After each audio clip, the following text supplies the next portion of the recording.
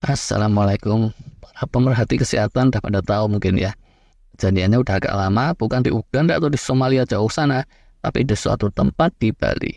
Seorang dokter, sekali lagi, bukan warga desa terpencil, tapi dokter terkena obesitas dan gangguan metabolisme yang serius dan terpaksa dievakuasi dari rumahnya ke RSUD. Pakai alat berat, panggil Basarnas segala, ada tim gabungan TNI Polri, dan seterusnya seperti itu. Bobotnya itu 200-an kilo gitu. Lebihnya berapa kita nggak tahu, astagfirullah. Menurut WHO, batas obesitas itu kalau BMI atau Body Mass Index 30. Jadi kalau yang tingginya 170, maka 87 kilo aja itu udah disebut obesitas.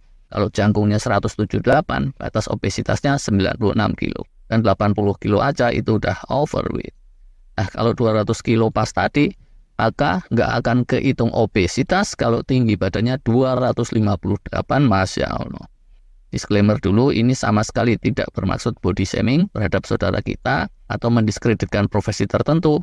Ini sekedar renungan untuk kita semua. Why? Kok bisa sampai kayak gitu? Padahal itu tuh dokter loh, sekali lagi. Gimana kalau orang awam? Hikmah apa di balik kejadian ini? Pertama ya, fakta di luar sana itu brutal. Bahkan dokter dan dokter peneliti itu yang overweight ada. Bukan 10 atau 100, tapi nggak kehitung. Bahkan yang obesitas itu juga bukan cuma satu di Bali tadi.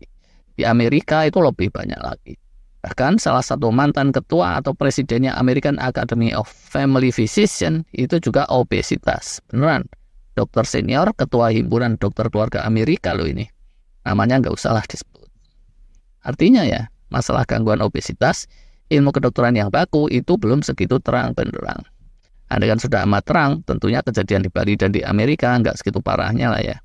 Hati-hati nih, kita semua jadinya jangan begitu saja percaya sama sembarang dokter, dan juga jangan terlalu mengandalkan dokter serta obat-obatan begitu saja. Mesti mawas diri lebih dari itu, ya enggak? Pencegahan itu jadinya penting banget. Mulai dari anak-anak, itu pola hidup sehat mesti udah dibudayakan. Begitu muncul faktor mulai dari saat badan itu overweight dikit, kita nggak bisa nutup mata. Bahkan yang bugar sehat tetap perlu belajar, menimba ilmu dan menimba sumur. Arahan untuk mengatasi obesitas dari WHO apa coba? Pertama, kurangilah asupan kalori dari lemak dan gula. Tambahlah asupan buah sayur, kekacangan bebijian, termasuk karbo yang whole grain itu malah disuruh nambah. Terus ketiganya, perbanyak aktivitas fisik, olahraga dan seterusnya. Keempatnya, datangilah dokter. Nah, tapi efektivitasnya gimana nih? Orang tuh ya, kalau udah kecanduan narkoba, disuruh ngurangin aja, emangnya gampang. Buru-buru lagi kalau disuruh nyetop. Masih sakau lah ya. Orang yang obesitas juga gitu.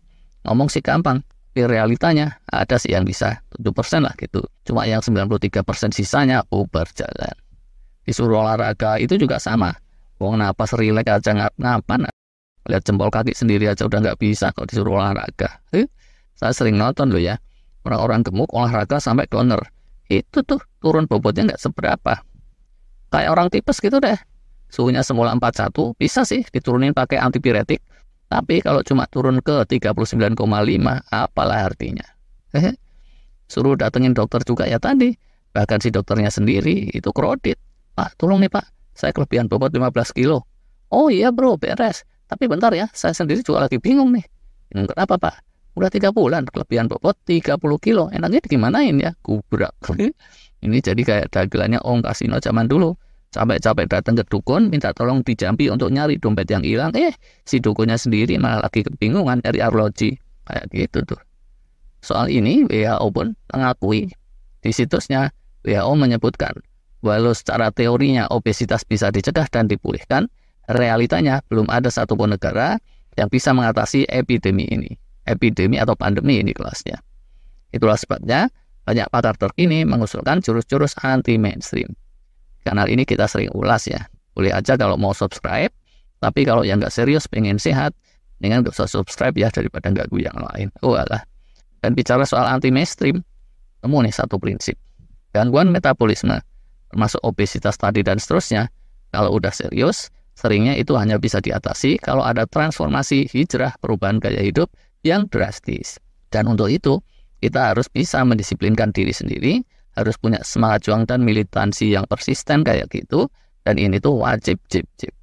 Kalau enggak, biar dokter sekalipun atau dokter, profesor, ya kita tahu sendiri ujungnya. Cara drastisnya kayak apa? Banyak yang melontar ide yang ekstrim dan ngawur juga tuh di luar sana.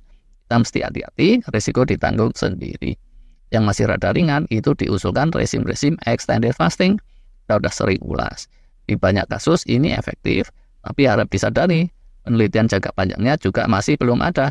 Karena soal autofagi, extended fasting yang kayak gitu, itu jadi populernya belum terlalu lama.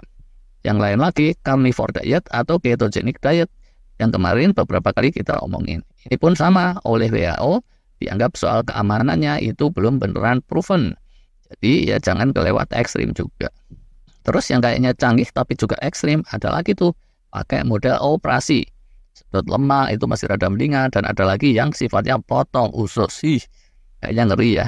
Dan kalau yang kelasnya kayak gitu, bahasnya bukan di kanal kita sih. Ini pun jangan dikira super aman, jangka panjangnya masih walau alam karena penemuannya juga belum terlalu lama. Dan seterusnya ya. Yang mau nambahin di bagian komen silakan aja. Oke lah. Hikmahnya yang lain lagi, selagi masalahnya itu ringan, jangan disepelekan. Kalau disepelekan, terus keburu jadi berat, astagfirullah. Bismillah lah ya. Semoga kita semua dan orang-orang kesayangan kita itu senantiasa diberikan solusi atas segala permasalahan. Amin. Itu dulu. Terima kasih.